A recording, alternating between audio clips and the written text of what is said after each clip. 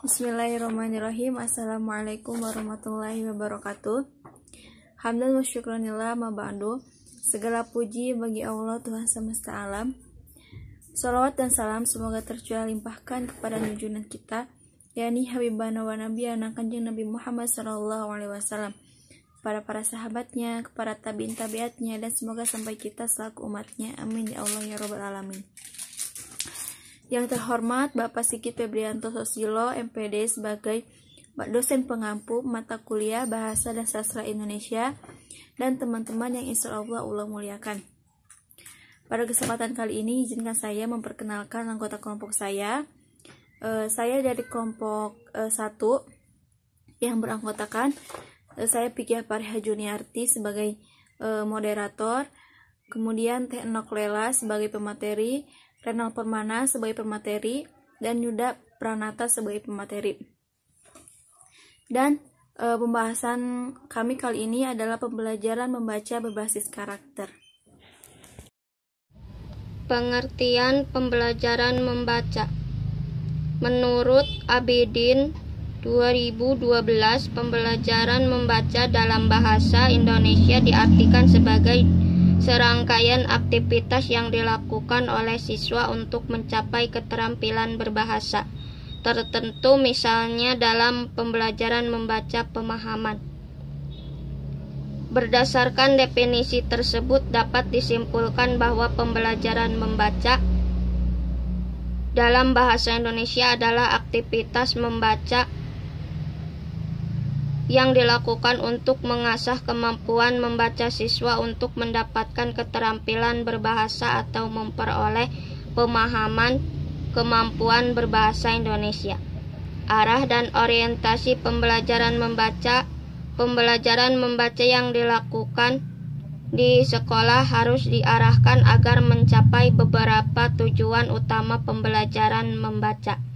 3 tujuan utama pembelajaran membaca di sekolah adalah: 1. Memungkinkan siswa agar mampu menikmati kegiatan membaca.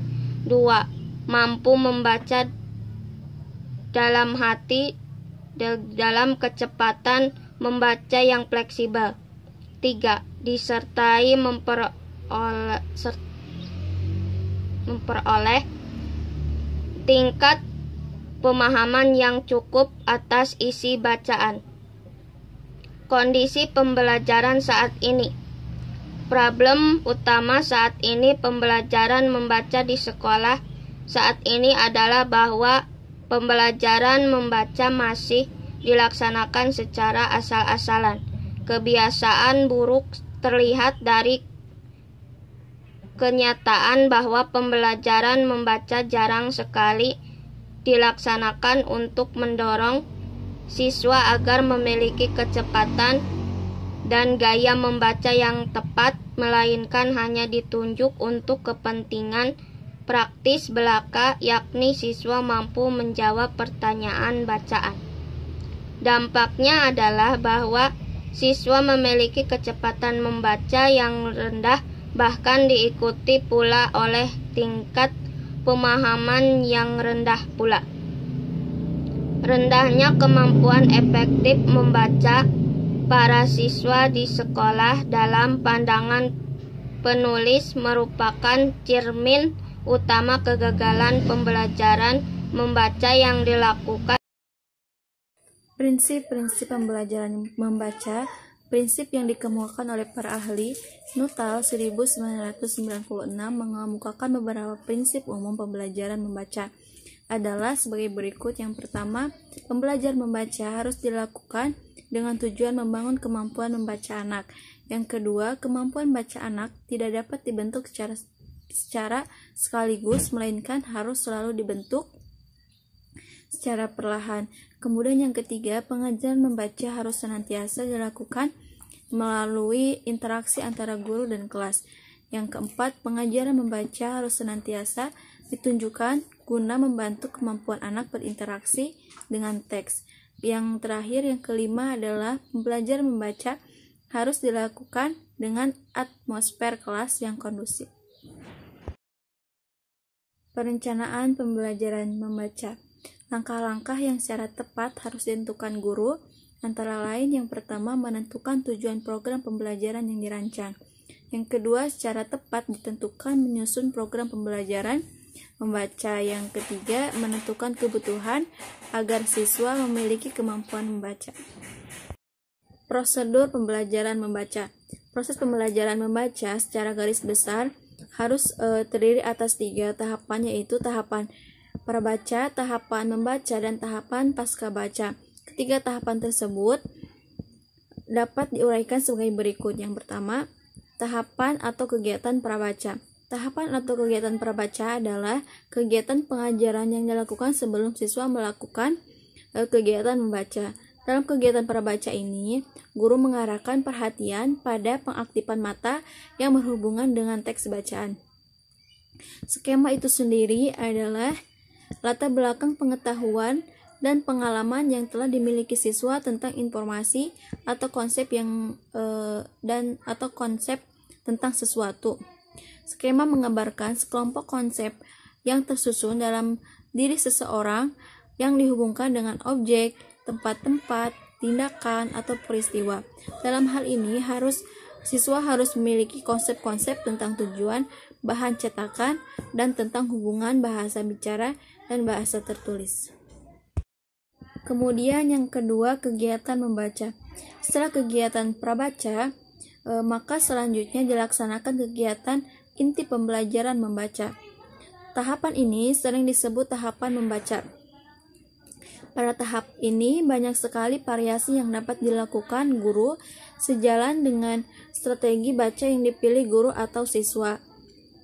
Penentuan kegiatan pada tahap ini akan sangat bergantung pada metode pembelajaran membaca apa yang dipilih. Kemudian yang ketiga, kegiatan pascabaca. Kegiatan pascabaca merupakan tahapan pembelajaran membaca yang bertujuan untuk menguji kemampuan membaca sekaligus memantapkan kemampuan membaca para siswa. Burns Rahim tahun 2007 mengemukakan bahwa kegiatan pascabaca digunakan untuk membantu siswa memadukan informasi baru yang dibacanya ke dalam skemata sehingga diperoleh tingkat pemahaman yang lebih tinggi. Seperti halnya pada kegiatan membaca yang lain, pada kegiatan ini juga memerlukan strategi. Keterpaduan prosedur pembelajaran membaca dengan pendidikan karakter. Hal ini disebabkan bahwa pada masing-masing tahapan pembelajaran membaca ini akan terdapat sejumlah aktivitas yang harus dilakukan siswa. Melalui aktivitas-aktivitas inilah siswa akan secara tidak sadar menunjukkan karakter dirinya. Tahapan membaca dalam kaitannya dengan pembiasaan berkarakter baik siswa adalah yang pertama, pada tahap prabaca. Siswa dapat melakukan serangkaian aktivitas seperti curah pendapat ide umum yang mungkin terkandung dalam teks.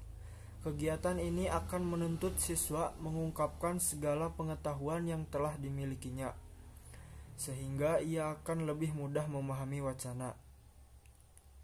Yang kedua, pada tahap baca, siswa dapat melakukan kegiatan membaca teks secara sekilas melalui kegiatan membaca skimming dan scanning.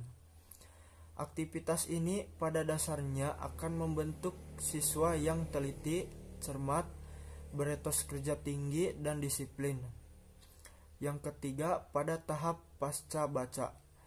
Pada tahap ini terbentuk pula berbagai karakter, misalnya jujur dalam menjawab pertanyaan, kreatif mengubah isi bacaan menjadi wacana lain, dan berani dalam mengemukakan hasil pemahamannya atas sebuah bacaan.